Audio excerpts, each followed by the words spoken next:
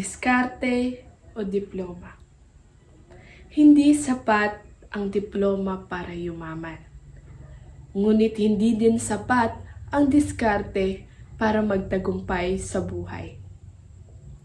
Isa yan sa mga tanyag na linyang kumakalat sa social media. Naging usap-usapan at naging matunog sa sangkatauhan. Samot-saring opinyon ang naglabasan na humahantong sa mga balagtasan. Ang bawat tao ay nagiging lantad sa katayuan at narating sa buhay. Pinaninindigan ang prinsipyong kinagisnan. Kung tatanungin ang masa mula sa mga bata hanggang sa may edad, ang kanilang mga sagot ay may kanya-kanyang katayuan sa prinsipyong kanilang pinaglalaban. Marami na ding mga pag-aaral ang inilathala upang mas maging makatotohanan at may suporta na datos ang paksang ito. Na talagang kung ikaw ay tatanungin ay lalalim ang iyong pag-iisip. Sapagkat anuman ang lumabas sa ating dila, ito ay magiging refleksyon sa ating katauhan. Dalawang salita. Diploma at diskarte. Diskarte at diploma. Gaano nga ba kahalaga ang dalawang ito sa buhay ng isang tao? Ang diploma ay makakamit ng isang tao kung siya ay nakapagtapos ng pag-aaral. Alam ng karamihan na ito ang pinakamahalagang bagay na dapat meron ang isang tao sa paghahanap ng isang magandang trabaho. Ang diskarte naman ay isang gawi ng tao mula sa natutunang karanasan at kakayahan labas sa eskwelahan. Sa panahon ngayon, marami ng mga kabataan na nagiging matagumpay sa buhay, naging usap-usapan sa social media at ibinahagi ang karanasan sa mga telebisyon at mga radyo, na sa mababang edad pa lamang malayo na ang narating sa buhay. Kadalasan sa mga tao na ito ay itinaguyod ang dumiskarte na lamang sa buhay at hindi na dapat sayangin ng oras sa pag-aaral. Upang makuha ang diplomang hindi gumana sa iilan. Ano nga ba ang epekto nito sa mga kabataan ngayon?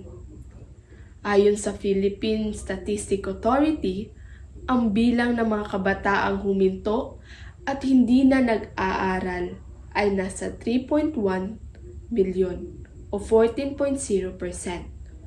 ng kabuuhang bilang ng kabataang 15 hanggang 24 ang edad ngayong taon.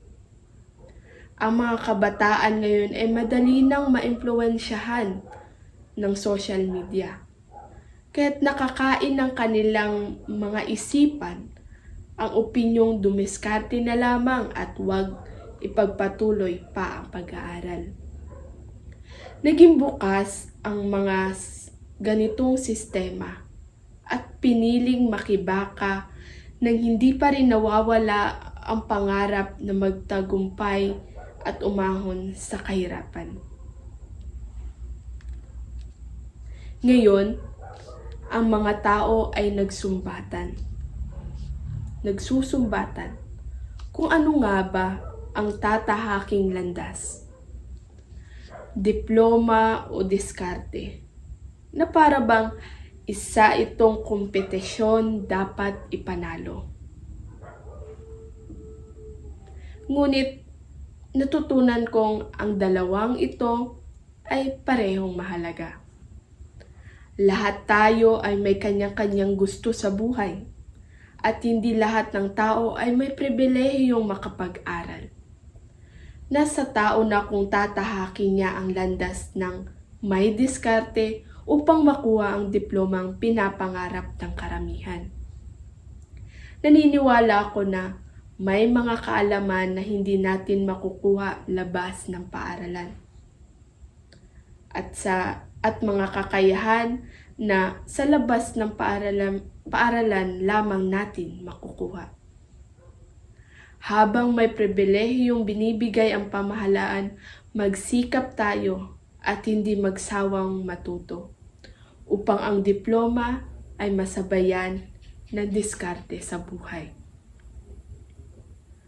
Ang diskarte mag-isa ay maaring gumana sa ilang tao katulad na lamang nila Mark Zuckerberg, Steve Jobs at Elon Musk na maituturing nating yumaman at naging matagumpay sa buhay ng walang nakamit na diploma. Hindi masamang tumingala sa mga taong nasa ibabaw at ang kanilang karanasan ay gawin nating inspirasyon at magpatuloy sa karerang tinatahak. Tandaan lamang natin na kung gumana man ang ganitong diskarte sa ibang tao, hindi ibig sabihin gagana din ito sa iyo. Sapagkat ang tao ay binigyan ng Diyos ng talento na maaring wala sa iyo at meron sa iba. At meron naman tayong natatanging kakayahan na wala sa iba. Kaya gamitin natin ito at huwag mawalan ng pag-asa. Sa kabuuan, hindi natin masasabi na ang diploma ay walang halaga kung walang diskarte.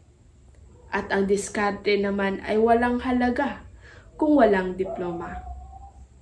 Marami ng mga alternatibong paraan ng pag-aaral ang nilabas ng pamahalaan upang tayo pa din ay matuto at makakamit ng sertipiko na kailangan ng isang trabaho.